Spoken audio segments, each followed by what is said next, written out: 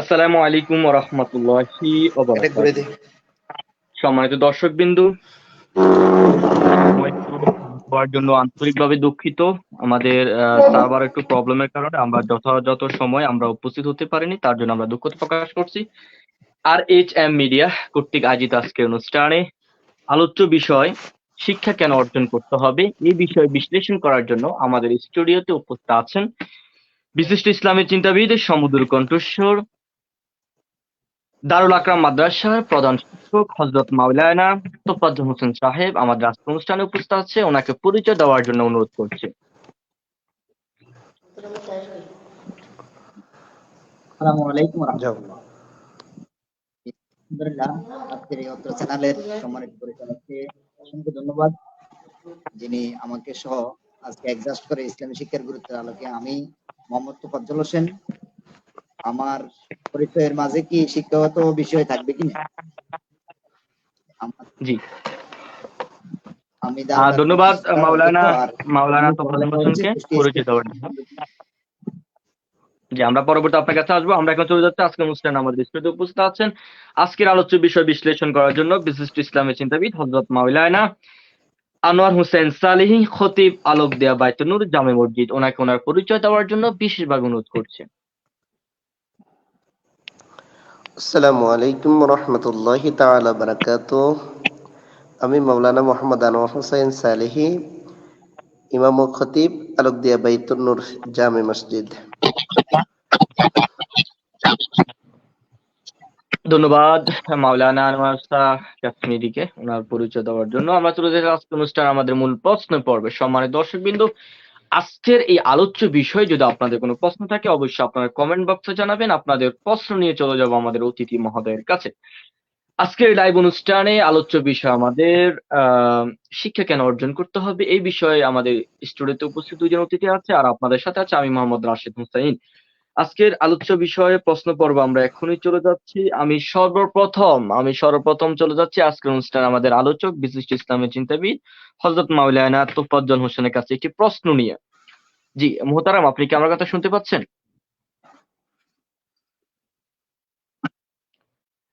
জি মোহতারাম, আপনি কি আমার কথা শুনতে জি জি, পাচ্ছেন? শুনতে পাচ্ছি। হ্যাঁ, আমি আপনাকে প্রশ্ন করার আগে আমি একটু ছোট্ট একটি ভিডিও ক্লিপ চালাচ্ছি। আপনি একটু মনোযোগ সহকারে আপনারা ভিডিওটি দেখবেন, এই আলোকে আমি প্রশ্ন করব।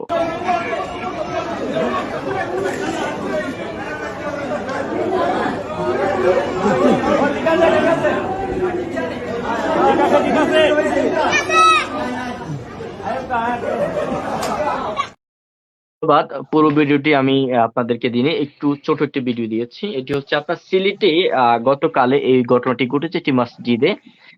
হয়তো ইতিমধ্যে আপনাদের অবগত আছেন, এটি সোশ্যাল মিডিয়াতে ভাইরাল হয়েছে যে বিষয়টা। একটা মসজিদে তারা ফুটবলের টুর্নামেন্ট ছেড়েছিল, হোলি ফুটবল।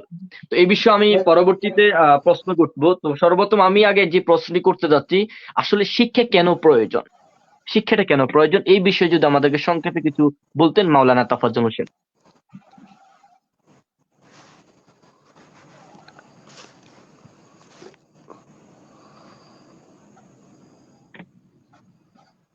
আলহামদুলিল্লাহ, জি,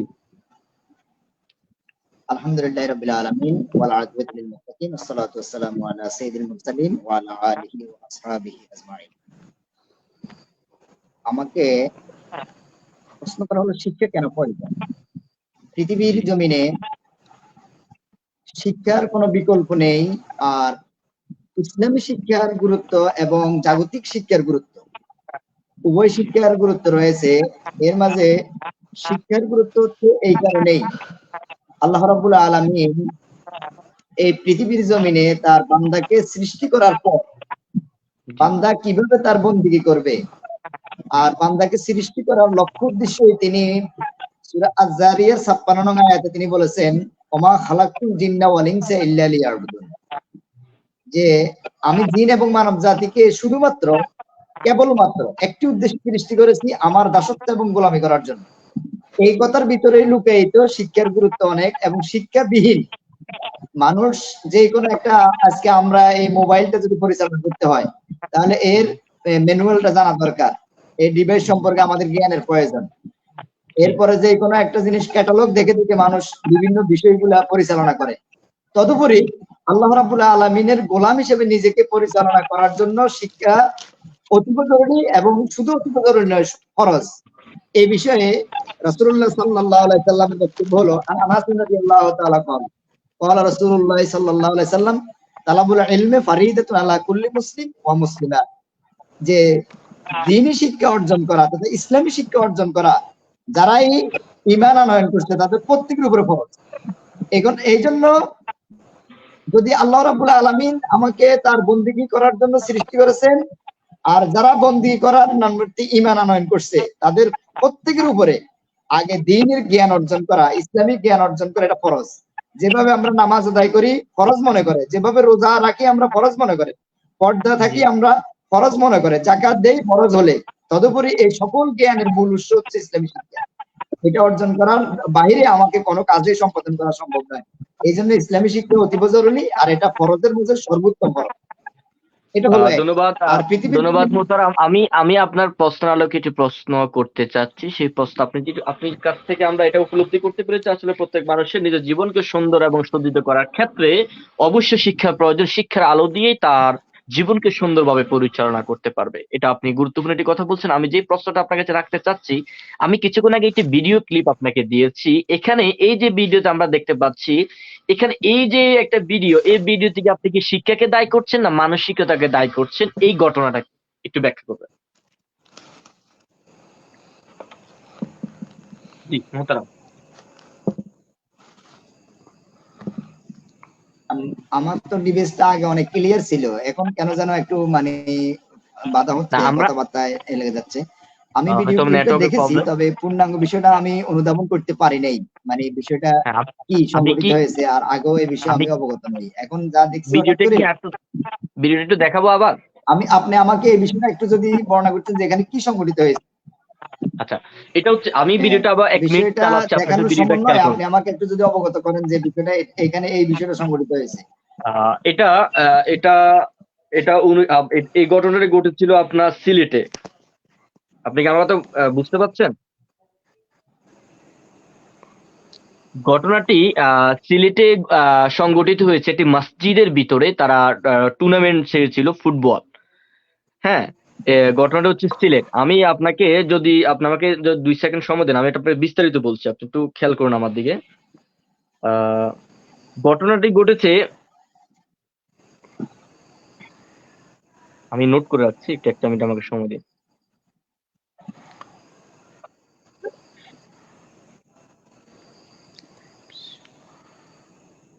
একটা মিনিট, আপনাদের সময় নষ্ট করছে, 1 মিনিট আমাকে।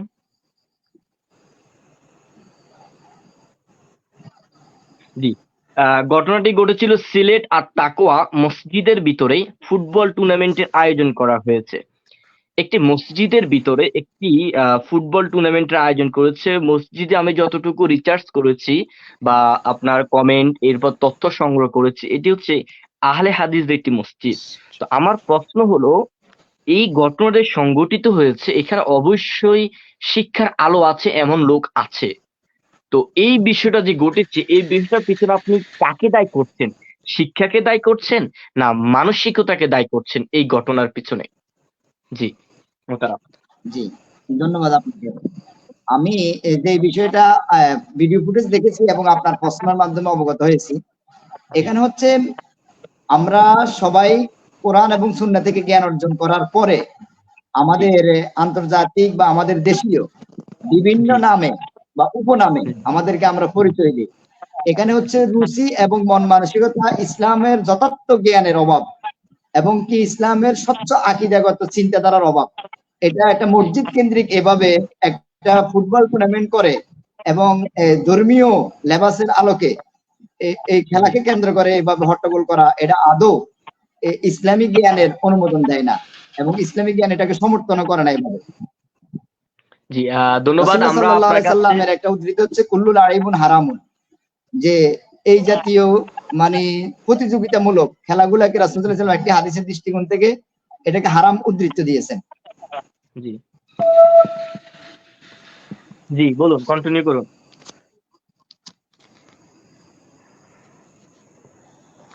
নেটওয়ার্ক প্রবলেম মোহতারাম, আপনি কন্টিনিউ করুন।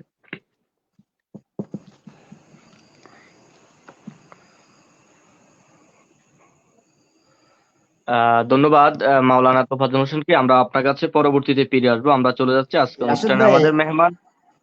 একটু নেটওয়ার্কের প্রবলেম বুঝতে পারছি। আহ আমরা এখন চলে যাচ্ছি আজকে অনুষ্ঠানে আমাদের আলোচক মাওলানা আনোয়ার শাহ সালেহীর কাছে। আপনি কি আমার কথা শুনতে পাচ্ছেন? জি, আমি শুনছি, আপনি বলুন। হ্যাঁ, আপনার কাছে আমার যে প্রশ্নটি, সেই প্রশ্নটি হলো শিক্ষা প্রতিষ্ঠানের লক্ষ্য উদ্দেশ্য। শিক্ষা প্রতিষ্ঠানের লক্ষ্য এবং উদ্দেশ্য। আমরা জানি প্রত্যেকটা প্রতিষ্ঠানের লক্ষ্য আছে, উদ্দেশ্য আছে। তো বিষয়টা যদি আপনি সংক্ষেপে যদি আমাদেরকে একটু বলতেন, মাওলানা তোফাজ্জল হোসেন সালেহী। আহ,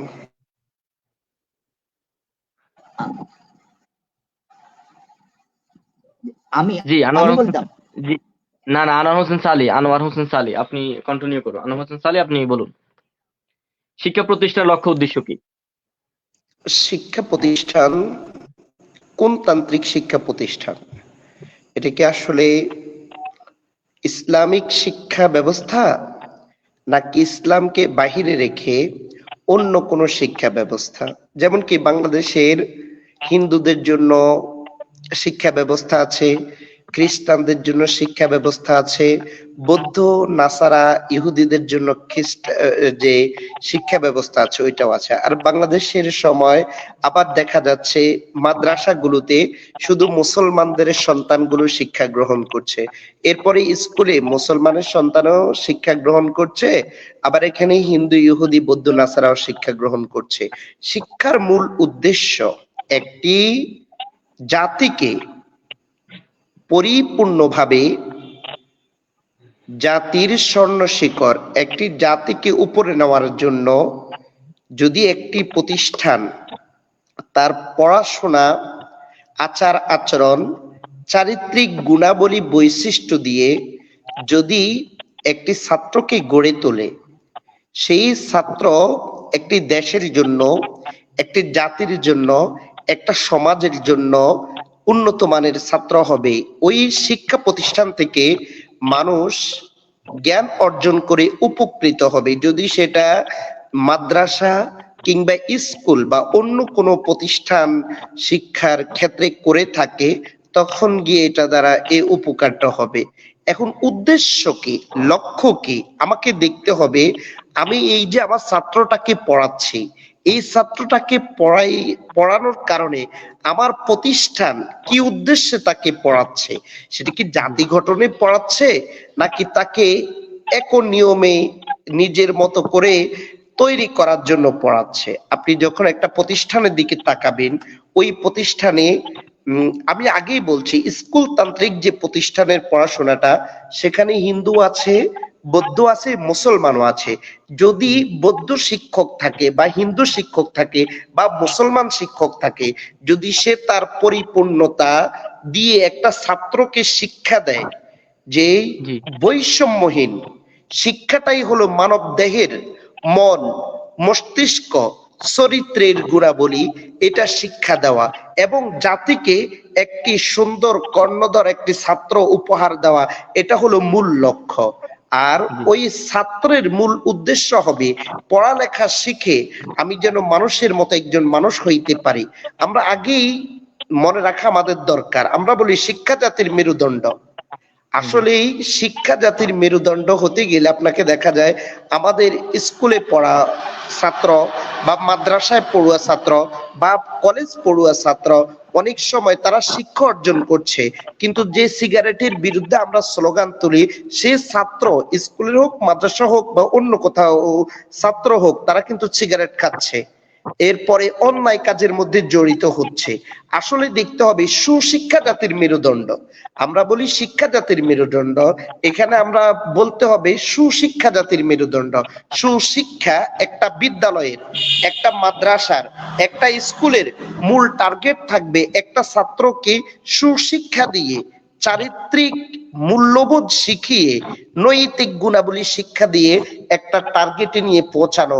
যেহেতু তার দ্বারা দেশের, জাতির প্রত্যেকটা মানুষের, তার মা বাবার, তার শিক্ষকের সম্মান বজায় থাকে, প্রতিষ্ঠানের সম্মান বজায় থাকে, তাকে দিয়ে দেশের কোনো একটা উন্নত মানের কাজ হয়। এটার দিকে জি লক্ষ্য করে মোহতারাম, এই আমি আমি আমি উদ্দেশ্যে আপনার কথা আমাদের আলোকে শিক্ষা প্রতিষ্ঠানগুলো আমাদেরকে শিক্ষা দিতে হবে।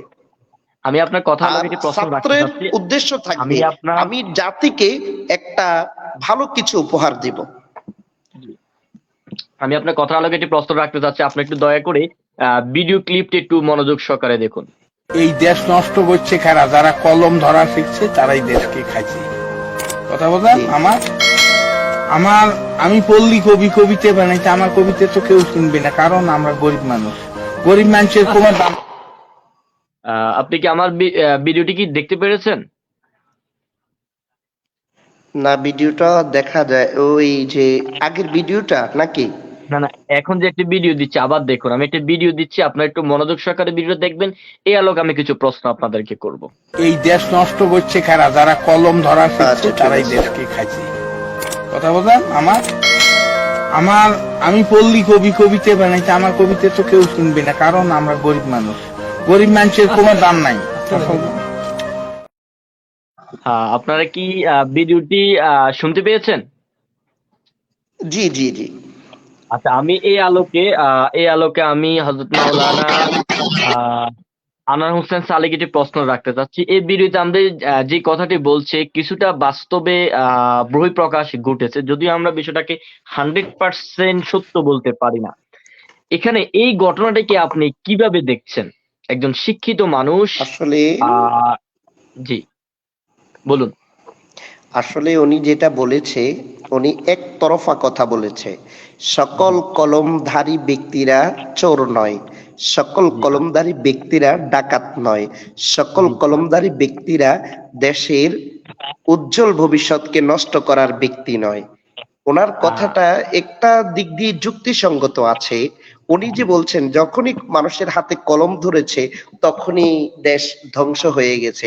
আসলে দেশের মধ্যে ওই যে বলছি কুশিক্ষা গ্রহণকারী, জি যে কুশিক্ষা অর্জন করেছে, যে কিনা জাতিকে ভালো কিছু দিতে চায় না, যে ক্ষমতার মস্তকে বসে কলমের ফেস দিয়ে মানুষগুলোকে বিপদে ফেলে মানুষগুলোকে অন্যায়ের দিকে ঠেলে দিতে চায়, ওই ব্যক্তিটার কথাটা ওইভাবে বলা ছিল। ওই ব্যক্তিটা প্রত্যেকটা মানুষকে দোষারোপ করেছে, ওই ব্যক্তিটার কথার মধ্যে ভুল আছে।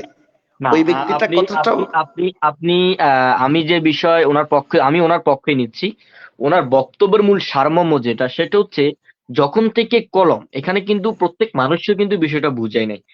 এই কলমদারি যারা আছে দেখেন, আমি যদি এক্সাম্পল পর বলি, এই বর্তমানে আমি আমাকে দিয়ে বলি। ধরেন আমি পরীক্ষা দিয়েছি চাকরির জন্য। এখন আমি তো হত দরিদ্র, আমি পলিটিক্স করি, আমার মামা নেই, খালু নেই। এখন বর্তমান প্রেক্ষাপটে এখন কি হচ্ছে, ওই যে কলমদারি উনি যে কথাটাকে প্যাচ দিয়ে বুঝাচ্ছেন, উনি সরাসরি না বলে এটা পেঁচিয়ে প্যাচ দিয়ে বুঝাচ্ছে, কিছু লোকের কারণেই কিন্তু প্রকৃতপক্ষে মানুষ তার সেবা পাচ্ছে না। ধন্যবাদ মাওলানা আনোয়ার শাহ সালেহীকে। আমরা এখন চলে যাচ্ছি আজকে অনুষ্ঠানে আমাদের আলোচক হযরত মাওলানা তোফাজ্জল হোসেনের কাছে। ওনার কাছে আমার সর্বপ্রথম একটি প্রশ্ন, এই ভিডিওর আলোকে শিক্ষা যারা গ্রহণ করে তাদের হাতেই কলম থাকে, এটা 100% আমরা ইনশিওর এখন বর্তমানে। মানে যারা শিক্ষিত তারাই তো কলমের খোঁচা মারে দুর্নীতি করে, যেটা আমরা উপলব্ধি করতে পারছি বর্তমান প্রেক্ষাপটে। তো শিক্ষিত লোকে যদি কলম মেরে যদি দুর্নীতি করে, এই যে শিক্ষিত লোকের মধ্যে যে তফাৎগুলো, যে ডিস্টেন্স গুলো, এই ডিস্টেন্স গুলো আসলে কোত্থেকে উঠে আসে বা কোন প্রসেস, কোন শিক্ষা থেকে উঠে আসে, যদি আমাদেরকে ক্লিয়ার করে বলতেন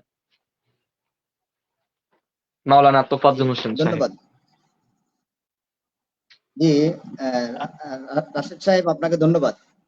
মূল বিষয় হচ্ছে এখানে আমরা একটা বিষয়কেই ধরে নিতে পারি দার্থক্য বিষয় হিসেবে, এই শিক্ষার মাধ্যমে জি ধর্মীয় শিক্ষার অভাব রয়েছে। এটা হতে পারে ইসলামী শিক্ষা, হতে পারে হিন্দু ধর্ম শিক্ষা, হতে পারে খ্রিস্টান ধর্মীয় শিক্ষা, এবং অন্যান্য ধর্মাবলম্বীদের যদি ধর্মীয় শিক্ষা থেকে সে দূরে সরে যায়। বিশেষ জি করে আমাদের দেশে উনি যে কথাটা বলেছেন এই কথাটা যথার্থই আমি মনে করি। আমরা যে শিক্ষার মাঝে ইকরা বিইসমি রাব্বিকাল্লাযী খলাক, এই শব্দটা নাই, যে পড়ো তুমি তোমার প্রভুর নামে যিনি তোমাকে সৃষ্টি করেছেন। যে লোক এই শিক্ষা অবলম্বন করে তার প্রভুর শিক্ষার উপরে তার যথার্থ জ্ঞান নাই। আরেকটা কথা জি আল্লাহ রাব্বুল আলামিন বলেছেন, ইন্নামা ইয়াখশাল্লাহু মিন ইবাদিহিল উলামা, যে আমাকে ভয় করে যারা জ্ঞান। এখন এই জ্ঞানী বিষয়টা তো শিক্ষার সাথে সম্পৃক্ত। যারা জানে তারাই শিক্ষিত, যারা জানে তারাই ধর্মীয় শিক্ষার উপরে জ্ঞানী। আল্লাহ বলে তারা আমাকে ভয় করে।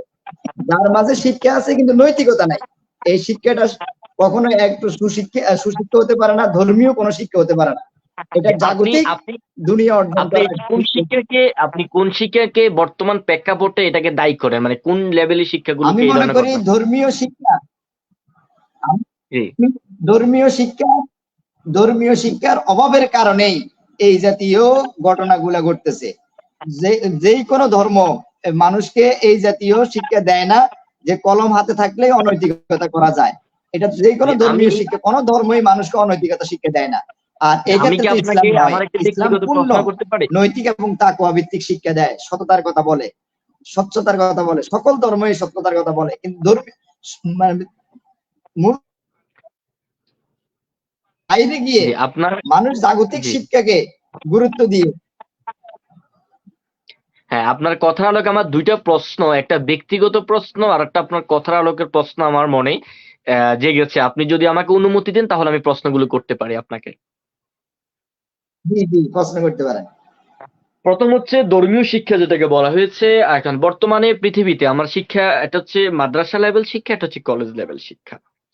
আমরা আজকে আমাদের আলোচ্য বিষয় শিক্ষা। তো এই আলোকে আপনি যে কথাটা আমি আপনাকে প্রশ্ন রাখতে চাই, আমি কালকে একটি ভিডিও দেখেছি মাওলানা ওমর ফারুক আল আজিজি।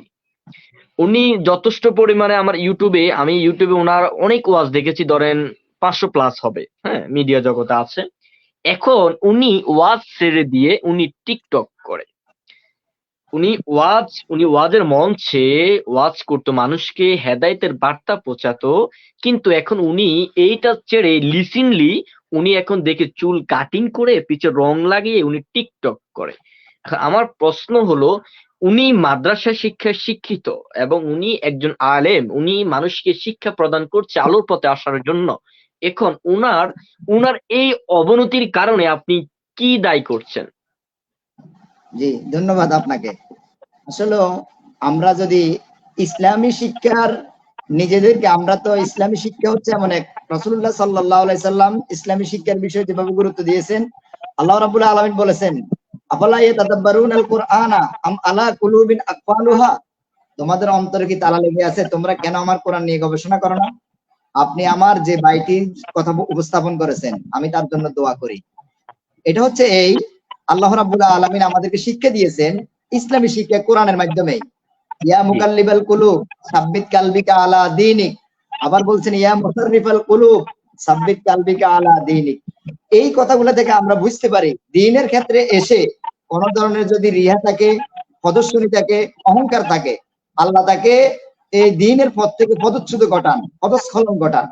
এখন আমি মনে করি আমার ওই ভাইয়ের প্রতি আল্লাহ এমন কোন কিছু আমল করেছেন, এমন কোন অনৈতিকতা করেছেন যার কারণে আল্লাহ রাব্বুল আলামিন তার প্রতি অসন্তুষ্ট হয়েছেন, তাকে দ্বীনের পথ থেকে দূরে সরিয়ে দিয়েছেন। এটা আমি এই কোরআনের এই আয়াত থেকে, ইসলামী শিক্ষার এই জ্ঞান থেকে অনুধাবন করি। আশা করি আপনি এই বিষয়টা বুঝতে পারছেন। হ্যাঁ, আপনার কথা 100% সঠিক। আল্লাহ রাব্বুল আলামিন সে যেমনই হোক না কেন, যদি আল্লাহ রাব্বুল আলামিন যদি তার কপালে নসিবে যদি হেদায়েত যদি না থাকে, তার পথভ্রষ্ট হবে। হয়তোবা তিনি এমন কোনো কাজ করেছে যেটা যদি আল্লাহ রাব্বুল আলামিন তাকে কবুল করে নেই। ধন্যবাদ আপনার কথার আলোকে। আমার আরেকটি প্রশ্ন আপনার কাছে রয়েছে, সেটি হচ্ছে আপনি একটু কষ্ট করে ভিডিও ক্লিপটি একটু মনোযোগ সহকারে দেখুন। পৃথিবীতে মায়ের মতো আপন কেহ নাই, স্নেহ আদর ভালোবাসা ফুরন্ত পায়। পৃথিবীতে মায়ের মতো আপন কেহ নাই, স্নেহ আদর ভালোবাসা ফুরন্ত পায়। আমরা যদি একটু মনোযোগ সহকারে যদি ভিডিওটার দিকে যদি আমরা লক্ষ্য করি, এখানে দুইটি জিনিস ফুটে ওঠে। এক, মা তার সন্তানের প্রতি ভালোবাসা। দুই, সন্তানের পথভ্রষ্টতায় মার তার সঠিক রাস্তা পথ দেখানোর বিষয়টা। তো আমি সর্বপ্রথম যে প্রশ্নটা আপনার কাছে আলোকে রাখতে চাচ্ছি সেটি হচ্ছে, আমি যতটুকু এই ভিডিওতে রিসার্চ করে বা খোঁজ খবর নিয়ে, ঘটনাটা আমাদের কুমিল্লাতে ঘটেছে। কুমিল্লা আপনার নূরজান হোটেলের সামনে ঘটনাটি ঘটেছে। তো ছেলেটি ছিল ছেলেটি কোনো শিক্ষায় শিক্ষিত নয়। মাদ্রাসায় বলুক আর স্কুল বলুক, কোনো শিক্ষায় শিক্ষিত নয়। এখন মা চলে যাচ্ছে, যে কোনো যায় ঝামেলা, তার পরিবারে জঞ্জালতার কারণে পরিবার থেকে চলে যাচ্ছে, সন্তান কিন্তু তা ফিরিয়ে নেওয়ার জন্য চেষ্টা করছে। ফার্স্ট অফ অল হচ্ছে ছেলে যদিও শিক্ষিত নয়, কিন্তু ছেলে এখানে যে কাজটি করেছে তার শিক্ষার একটি গুণ দেখিয়েছে, যেটাকে বলা হয় মানসিকতা। এই বিষয়টা আপনি কিভাবে ব্যাখ্যা করতে চাচ্ছেন? জি, রাশিদ সাহেব আপনাকে ধন্যবাদ। মা এমন এক শব্দ, জি হযরত আবু হুরায়রা রাদিয়াল্লাহু তাআলাকে জিজ্ঞেস করা হচ্ছে, আন আবি হুরায়রা রাদিয়াল্লাহু তাআলা ক্বাল রাসূলুল্লাহ সাল্লাল্লাহু আলাইহি সাল্লাম মান হুসনু সাহাবাতি ইয়া রাসূলুল্লাহ। এক ব্যক্তি এসে জিজ্ঞেস করলেন, ইয়া রাসূলুল্লাহ, আমার কাছে কে সবচেয়ে বেশি হকদার? তখন রাসূল সাল্লাল্লাহু আলাইহি সাল্লাম বললেন, সুম্মা উম্মাকা। এরপর লোকটি আবার জিজ্ঞেস করলেন, সুম্মা মান? লোকটি আবার বলল, ইয়া রাসূলুল্লাহ, তারপর কে? তিনি বললেন, রাসূল সাল্লাল্লাহু আলাইহি সাল্লাম বললেন, সুম্মা উম্মাকা, তোমার মা। এইভাবে তিনবার বরাবর বলছেন, সুম্মা আবুকা। চতুর্থবার বলছেন তোমার পিতা।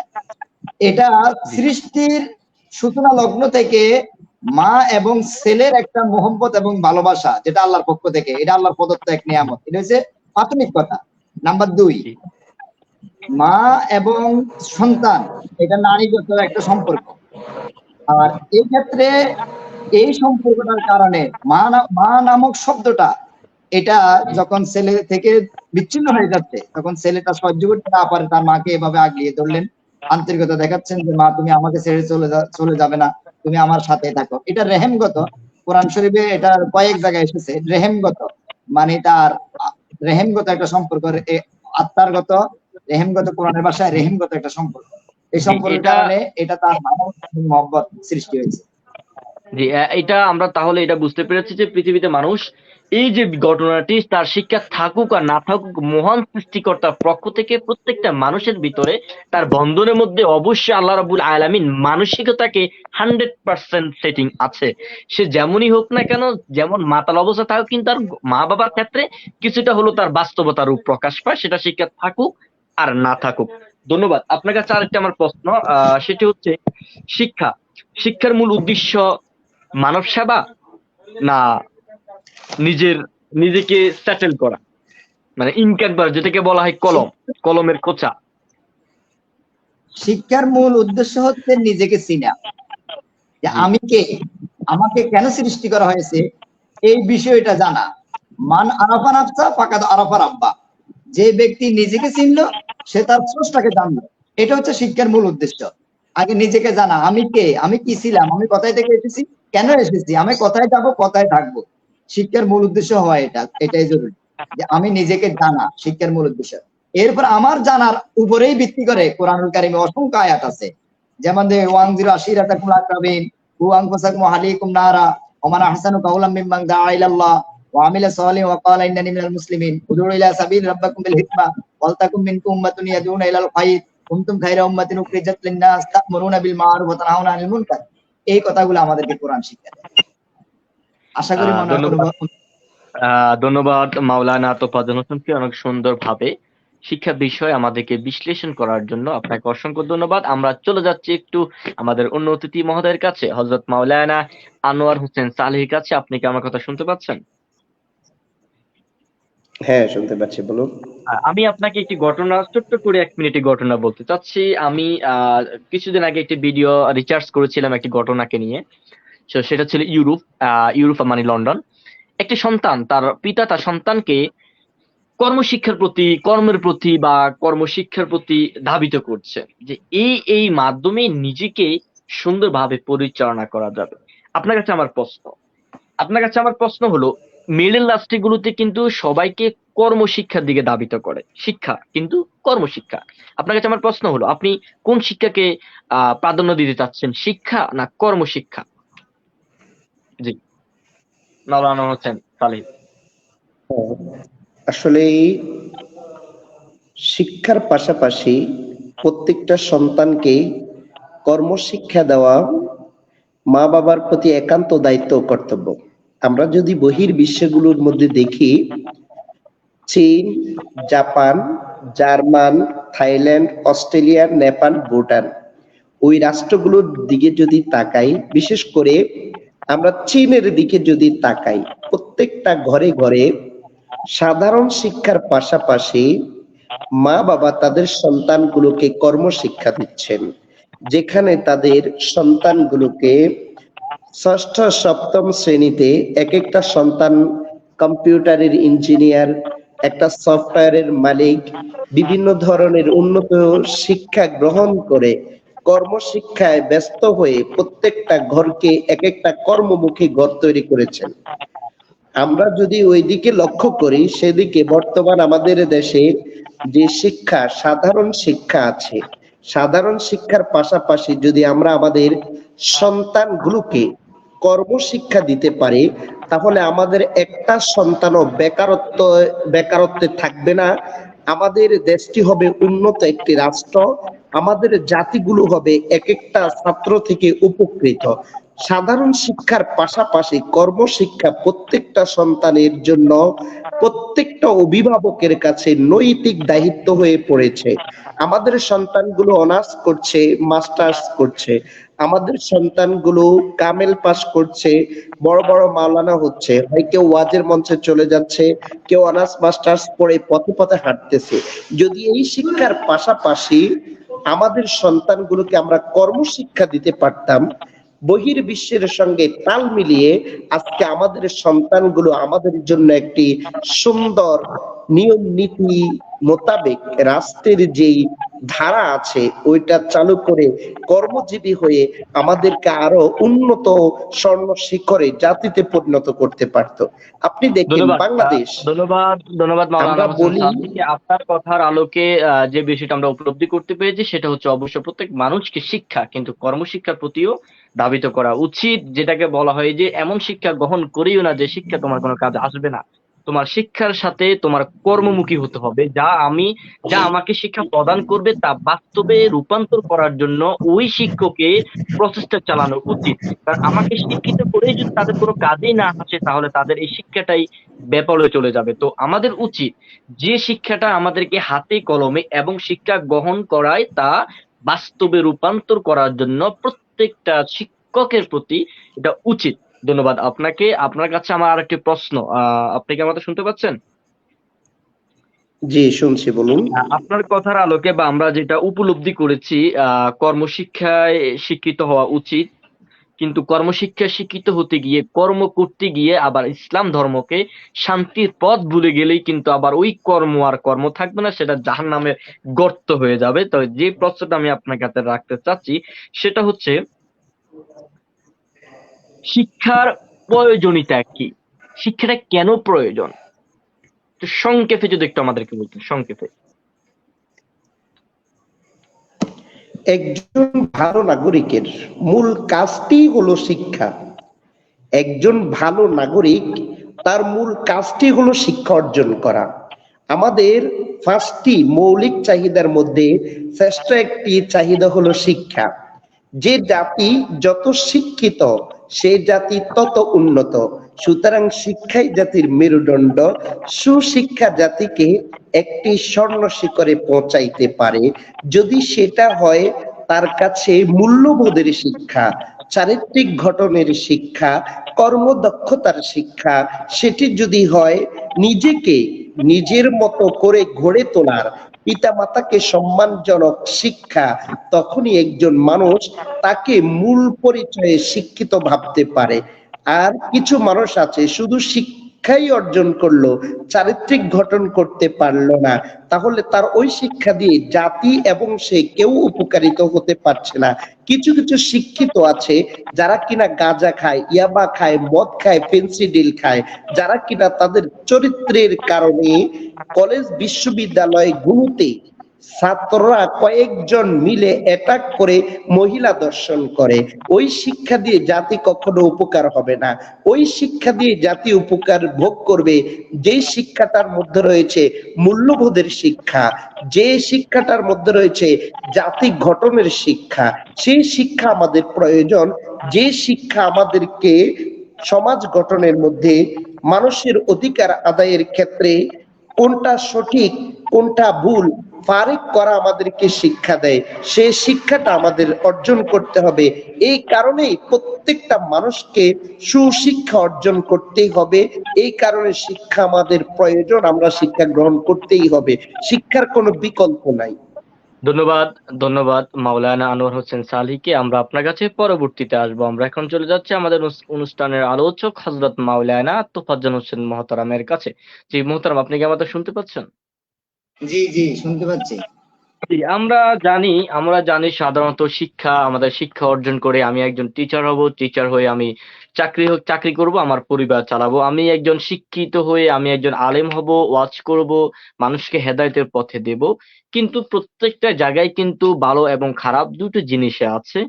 এই ভালো খারাপ এত শিক্ষিত হওয়ার পরও কেন এত সমস্যা? তো আপনি যে শিক্ষার প্রয়োজনীয়তা এটা একটি কমন বিষয়। কিন্তু আমার প্রশ্ন হলো এই যে কমন বিষয়টা কেন আমাদের শিক্ষা প্রয়োজন? আমার শিক্ষা প্রয়োজন সবাই জানে। এই প্রয়োজনটার পিছনে প্রত্যেকটা মানুষের শিক্ষার সাথে মানসিকতা কেমন হওয়া উচিত? মানসিকতাকে কেমন আপনি মূল্যায়ন করতে চাচ্ছেন? একটু যদি আমাদেরকে ব্যাখ্যা দিতেন। জনাব রাশেদ সাহেব, আপনাকে ধন্যবাদ। মূল বিষয় হচ্ছে, আমি এ বিষয়ে আপনাকে প্রাথমিক যে কথাটা বলতে চাই, আমাদের বর্তমান সিলেবাসে একটা বই আছে, কর্মমুখী শিক্ষা, শিল্প ও সংস্কৃতি। আপনি যদি এই দুইটা বিষয়কে একসাথ করেন, আর আমাদের সূরা জুমার মাঝে কোরআন শরীফের মাঝে আল্লাহ রাব্বুল আলামিন একটা আয়াত বলছেন, যেহেতু আজকে আপনার মূল লাইভ অনুষ্ঠান হচ্ছে ইসলামী শিক্ষার গুরুত্ব, আমি ওই আলোকে আপনাকে উত্তর দিচ্ছি। আল্লাহ রাব্বুল আলামিন বলছেন, ফাইজা কুদিয়াতিস সালাত ফান্তাশিরু ফিল আরদ ওয়াবতাগু মিন ফাদলিল্লাহ, যে যখন তোমাদের নামাজ শেষ হয়ে যায় তোমরা জমিনে ছড়িয়ে পড়ো, এবং ওয়াবতাগু তোমরা অনুসন্ধান করো মিন ফাদলিল্লাহ, ওই জমিন থেকে হালাল রিজিক। এখন আল্লাহ আমাদেরকে কি শিক্ষা দিলেন?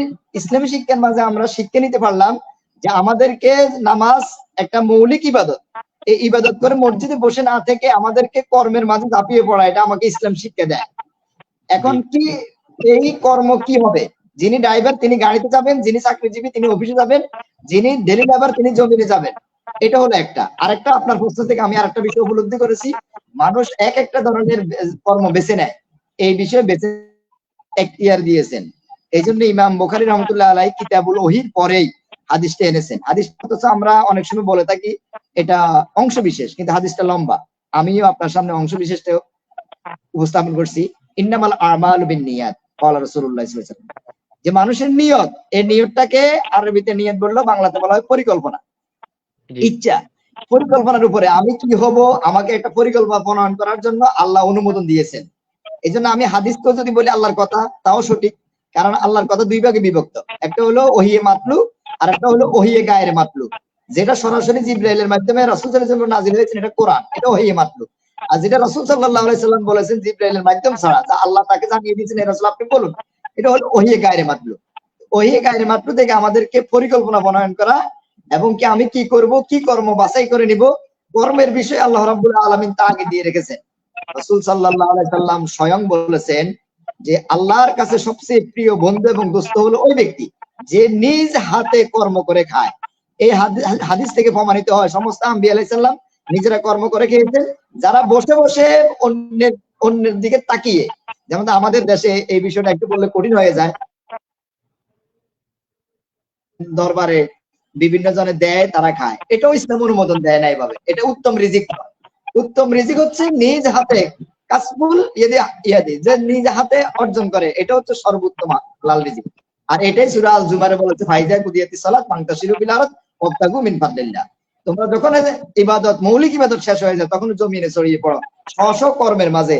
অথচ আমাদের সরকার অনেক বছরে পরে এসে কর্মমুখী শিক্ষা বইটা দিল, কিন্তু এই কথাটা আমাদের নবী 1500 বছর আগে আমাদেরকে কোরআনে এই সিলেবাস দিয়ে গেলেন। এই জন্য আমি আশা করি আপনি বিষয়টা অনুধাবন করতে পারছেন। ধন্যবাদ, ধন্যবাদ মাওলানা তোফাজ্জল হোসেনকে।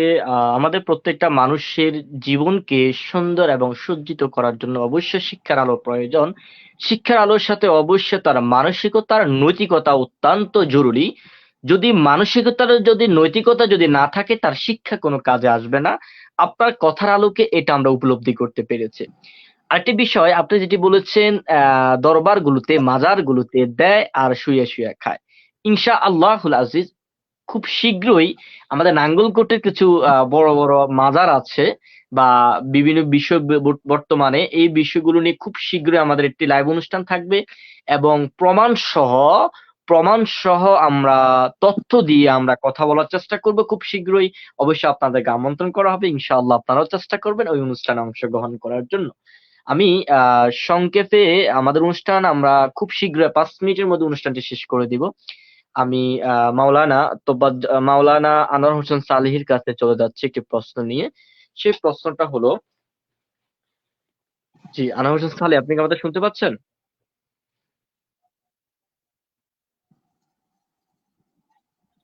আপনার এখান থেকে মিউট করা। জি আনোয়ার হোসেন সালেহী, আপনার এখান থেকে মিউট করে রাখছেন আপনি। যাক, উনি চলে গিয়েছে, আমরা চলে যাচ্ছি আমাদের মোহতারাম তাফাজ্জল হোসেন মহোদয়ের কাছে। আপনার কাছে আমাদের সর্বশেষ প্রশ্ন আজকের অনুষ্ঠানে, আমরা অনুষ্ঠান শেষ করে দিব। আপনি সর্বশেষ শিক্ষা নিয়ে কি শিক্ষা গ্রহণ করা উচিত, কেমন শিক্ষা গ্রহণ করা উচিত, শিক্ষা গ্রহণ করে পরিবারকে কিভাবে সজ্জিত করা উচিত, সংক্ষেপে যদি একটু আপনি হেডিং এ যদি আমাদের এই শিক্ষাকে পুরো ব্যাখ্যাটা যদি দিতেন আমাদেরকে সর্বশেষ। প্লিজ আবার একটু বলুন, নেটের সমস্যা করছে তো, বুঝা যাচ্ছে না। জি আপনার কাছে পরে যাব, আমরা তোফাজ্জল হুজুর মহোদয়ের কাছে যে কথাটি বলছি, হুজুর কি আমার কথা বুঝতে পেরেছেন? প্রশ্নটা বুঝি নাই আমার, আবার জি প্রশ্নটা আমি করুন। প্রশ্নটা আবার করছি। আমাদের অনুষ্ঠান প্রায় শেষ, আমরা এখন অনুষ্ঠান শেষ করে দেব। আপনাদের কাছে আমি মূল্যায়নে যাচ্ছি। মূল্যায়নের আগে যে বিষয়টা সংক্ষেপে সারমর্ম জানতে চাচ্ছি সেটা হচ্ছে, কেমন শিক্ষা গ্রহণ করে নিজের জীবনকে সুন্দরভাবে সাজানো যাবে, নিজের জীবন, পরিবার, পরিজন, সমাজ কিভাবে সুন্দরভাবে সাজানো যাবে, একটু সুন্দর সংক্ষেপে যদি একটু বলতেন শিক্ষাটা। ধন্যবাদ আপনাকে মোহতারাম। আমাদের ওই শিক্ষাই প্রয়োজন যে শিক্ষা নবী মুহাম্মদ রাসূলুল্লাহ সাল্লাল্লাহু আলাইহি সাল্লাম দিয়েছেন, স্বয়ং আল্লাহ রাব্বুল আলামিনের পক্ষ থেকে প্রদত্ত, যার আদর্শ নমুনা এবং মডেল হলেন নবী মুহাম্মদ রাসূলুল্লাহ সাল্লাল্লাহু আলাইহি সাল্লাম। তিনি নখ কাটা থেকে শুরু করে চুল কাটা, রান্নাঘর থেকে শুরু করে বঙ্গভবন, সকল ক্ষেত্রে সকল দিক ও বিভাগে এমন কোন দিক ও বিভাগ নাই যে বিভাগে তিনি শিক্ষা দেন নাই। ওই শিক্ষাটা অর্জনের মধ্য দিয়েই আমাদের নীতি নৈতিকতা আদর্শিকতা আমরা আশা করে পূর্ণতা লাভ করতে পারবো, এবং উন্নত জাতি গঠনের জন্য যে শিক্ষা প্রণয়ন, যে শিক্ষা দরকার, সেই শিক্ষাই হলো লাকাদ কানা লাকুম ফি রাসূলিল্লাহি উসওয়াতুন হাসানা, রাসূলুল্লাহ সাল্লাল্লাহু আলাইহি সাল্লামের আদর্শ। আমি যদি বলি যে আমার কর্মটা কিরকম হবে, এই কর্মের প্রশ্নের সাথে সাথে এই কোরআনের সাথে উদ্ধৃত আছে, প্রমাণ আছে। আমরা যদি এই কোরআন থেকে খুঁজে নিয়ে নিজের জীবনে তা প্রয়োগ করি, তাহলে কোরআনের শিক্ষা এবং এর জন্য বাস্তব নমুনা হচ্ছে নবী মুহাম্মদ রাসূলুল্লাহ সাল্লাল্লাহু আলাইহি সাল্লাম। যদি তাকে আমি মডেল এবং আদর্শ নেতা হিসেবে, একদম আমাদের লিডার হিসেবে তাকে মেনে নিতে পারি, তাহলে আমাদের জাতি এবং কি আমাদের সমাজ, আমাদের রাষ্ট্র সকল ক্ষেত্রে রন্ধে রন্ধে তার সুফল ভোগ করবে। এই দেশে আমি ধন্যবাদ। আপনাকে শিক্ষার সাথে আমাদের ধর্মীয় একটা কথা বলে শেষ করছি মোহতারাম, যে আমাদের এই জি দেশে আমরা আলেমের কোনো অভাব নেই, কিন্তু জি জি আমাদের দেশে আমরা আলেমরা পর্যন্ত নামাজ ফরজ হওয়ার আগে ইকামতের দ্বীনের আন্দোলন ফরজ, যে আল্লাহর গোলাম হিসেবে আল্লাহর জমিনে আল্লাহর দ্বীন প্রতিষ্ঠা করা ফরজ, এই শিক্ষাটা অর্জন করার পরে আমরা আলেমরা বলি না। এই ক্ষেত্রে যেসব আলেমরা বলেন না এবং এর সাথে সম্পৃক্ত না, তারা যে ভুল করতেছেন তারা সবাই জানেন। এই ইকামতের দ্বীন আন্দোলন যদি কেউ অস্বীকার করে, এটা কুফরি, আর যদি এটার বিরোধিতা করে তাও কুফরি, আর যদি নীরব থাকে এটা মুনাফিকি।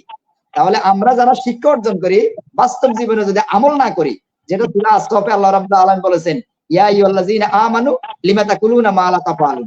আমি মনে করি ইসলামী শিক্ষায় যদি বাস্তবতায় শিক্ষার সাথে আমলের প্রয়োগ থাকে, তাহলে ইসলামী শিক্ষার কোনো বিকল্প নেই। আর এর ক্ষেত্রে মডেল হচ্ছে নবী মুহাম্মদ রাসূলুল্লাহ সাল্লাল্লাহু আলাইহি ওয়াসাল্লাম।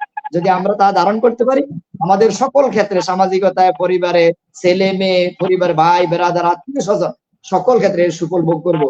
এই জন্য আসুন নিজে যা শিখবো তা বাস্তব জীবনে আমল করব, কথা এবং কাজের গরমিল পরিহার করে কথার কাজে এক রাখবো। তাহলে আমরা ব্যক্তি, পরিবার, সমাজ, রাষ্ট্র সকল ক্ষেত্রে আমরা শান্তি এবং সর্বোত্তম ফল ভোগ করতে পারবো। এটাই হচ্ছে আমার মূল কথা, যে ইসলামী শিক্ষা আর শিক্ষার সমন্বয় আমল। ধন্যবাদ। ধন্যবাদ মাওলানা তোফাজ্জল হোসেনকে গুরুত্বপূর্ণ একটি কথা বলার জন্য। আপনার কথার আলোকে আমরা যেটা উপলব্ধি করতে পেরেছি, অবশ্যই শিক্ষা গ্রহণ করো, শিক্ষাটা অনুসরণ থাকবে প্রিয় নবী হযরত মুহাম্মদ সাল্লাল্লাহু আলাইহি ওয়াসাল্লামকে, ওনাকে অনুসরণ করো, অনুকরণ করো। শিক্ষা যে কাউ থেকে গ্রহণ করতে পারো, কিন্তু শিক্ষাটাকে সরাসরি প্রয়োগের ক্ষেত্রে প্রত্যেকটা বিষয় উপলব্ধি থাকতে হবে প্রিয় নবী হযরত মুহাম্মদ সাল্লাল্লাহু আলাইহি ওয়াসাল্লামের প্রসেস। ধন্যবাদ আপনাকে আপনার সুন্দরভাবে ব্যাখ্যা দেওয়ার জন্য। আমরা চলে যাচ্ছি আনোয়ার শাহ কাশ্মীরির কাছে, সালেহির কাছে। আপনি আমাদের অনুষ্ঠানটি যদি 1 মিনিট মূল্যায়ন করতেন, আমরা অনুষ্ঠান শেষ করে দেব। দর্শক দর্শক উদ্দেশ্যে কিছু বলুন।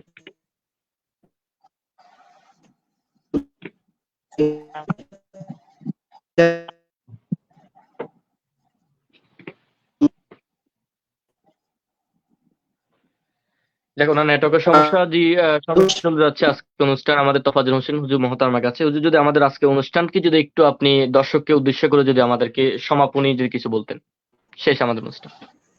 আলহামদুলিল্লাহ, আমি ধন্যবাদ জানাচ্ছি আজকের এই লাইভ অনুষ্ঠানে, যার মাধ্যমে আজকের এই মূল বিষয় হচ্ছে কোরআনুল কারিমের বা ইসলামী শিক্ষার উপরে যে কথা বলার সুযোগ করে দিয়েছেন। রাসূল সাল্লাল্লাহু আলাইহি ওয়াসাল্লাম বলেছেন, 1 ঘন্টা এরকম চর্চা 60 বছর নফল ইবাদতের চেয়ে উত্তম। যার মাধ্যমে এই পরিবেশটা করে দেওয়া হলো, এটা আমাদের আমলি জিন্দেগির জন্য গুরুত্বপূর্ণ হলো। আর আমাদেরকে বিভিন্ন বিষয়ে প্রশ্ন করার কারণে, আমরাও কিছু বলার কারণে জাতি যারা জানবে, যারা দেখবে তারা উপকৃত হবে। যার মাধ্যমে আয়োজন করা হয়েছে তিনি এর পূর্ণ সওয়াব এবং প্রতিদান পাবেন। এবং কি আশা করি ভবিষ্যতে যদি এটা হয়, তাহলে আমরা যারা এভাবে কথা বলার জন্য আমাদেরকে ডাকা হবে, আমাদেরও কথাবার্তা বলা এবং বাস্তবে আমল করা আর জ্ঞান অর্জনের উদ্দীপনা, আগ্রহ সৃষ্টি হবে। এই জন্য যিনি আজকের এই আয়োজক পরিচালক, ওনার আয়োজনকে আমি মনে করি যথার্থ, এবং ভবিষ্যতে উনি এটা অব্যাহত রাখবেন, যার দ্বারা এই জাতি এবং যারা এই চ্যানেলের সাথে জড়িত থাকবেন তারা সবাই উপকৃত হবেন।